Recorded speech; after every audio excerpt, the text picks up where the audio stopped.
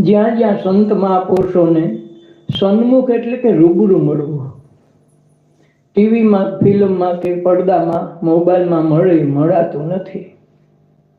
રૂબરૂ જે વાઇબ્રેશન મળે એનો સાર ટીવી દ્વારા ન મળે. એટલે સંતો હંમેશા સન્મુખને જ આધાર, કાયમ એનો નૈજો હોય ને ત્યાં સુધી સન્મુખનો લાભ લેવાય. અને જેને જેને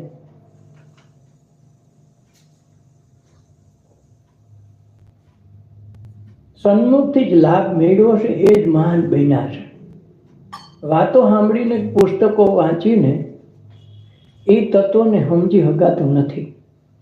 કારણ કે એ શબ્દ છે, એ પુસ્તક છે, જળ છે. ગમે તેટલું ગીતા આપણે વાંચી છતાંય ગીતાનો જ્યાં સુધી આપણને અનુભવ નથી થતો ત્યાં લગે